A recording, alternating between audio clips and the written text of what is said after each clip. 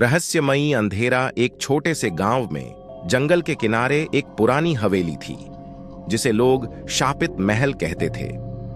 हवेली के बारे में कई डरावनी कहानियां प्रचलित थीं, लेकिन किसी ने भी उसमें जाने की हिम्मत नहीं की। रात को हवेली के आसपास से गुजरने वाले लोगों ने कई बार अजीब अजीब आवाजें सुनी थीं और वहां की हवा में एक अजीब सी ठंडक महसूस की थी। एक दिन गांव में अजय नाम का एक युवक आया। वह साहसी था और किसी भी डरावनी कहानी पर विश्वास नहीं करता था। गांव वालों ने उसे शापित महल के बारे में बताया, लेकिन अजय ने उनकी बातों को नजरअंदाज कर दिया और तय किया कि वह रात में हवेली में जाकर देखेगा कि वहां क्या है। रात को अजय एक टॉर्च और कुछ जरूरी सामान लेकर हवेली की ओर निकल पड़ा। हवेली के पास पहुंचते ही उसने देखा कि वहां सब कुछ शांत था, लेकिन एक अजीब सी बेचैनी उसे महसूस हो रही थी।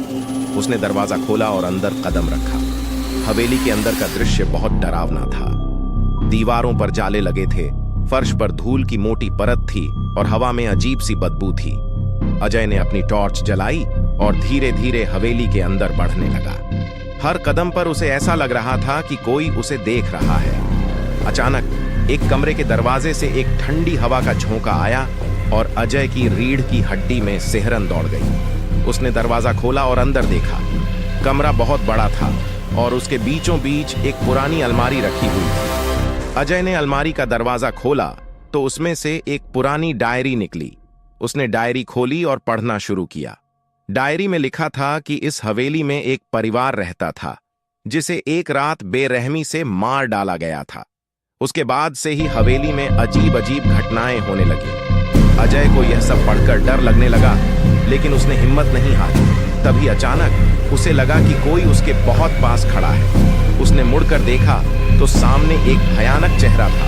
वह एक प्रेतात्मा थी जिसके लाल आंखें और भयानक चेहरा देखकर अजय की चीख निकल गई।